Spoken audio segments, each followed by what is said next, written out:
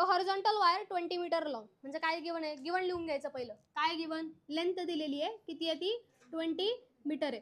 अ horizontal wire जिची length किती आहे 20 मीटर लॉंग आहे, extending from east to west is falling with velocity 10 metre per second.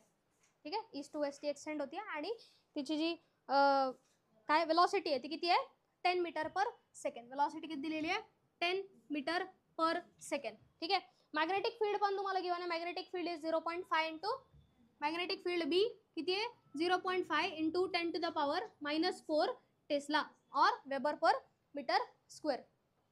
ठीक आहे. तुम्हाला काय फाइंड करायचं आहे, ईएमएफ, इंड्यूस्ड ईएमएफ काय असेल तर इंड्यूस्ड ईएमएफ ज्यावेळी एखादी रॉड आहे तर रॉडमध्ये और कंडक्टिंग वायर आहे त्या वायरमध्ये जर इंड्यूस्ड ईएमएफ फाइंड करायचा आहे, फॉर्म्युला काय BLV. आता स्टडी केला, काय फॉर्म्युला आहे BLV. मग बी काय आहे 0.5 into 10 to the power -4 into length काय 20 इंटू वेलोसिटी काय 10. ठीक आहे. सगळे SI युनिट्समध्ये आहेत का ते चेक करून घ्यायचं आधी.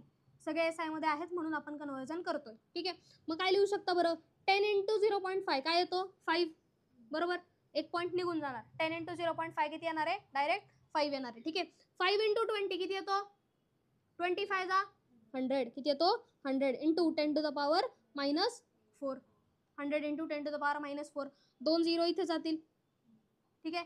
और तुम्ही काय करू शकता, एक 0 जर कॅन्सल आउट केला, इथला एक 0 जर कॅन्सल आउट केला तर इथं काय राहील पॉवर 3 राहील.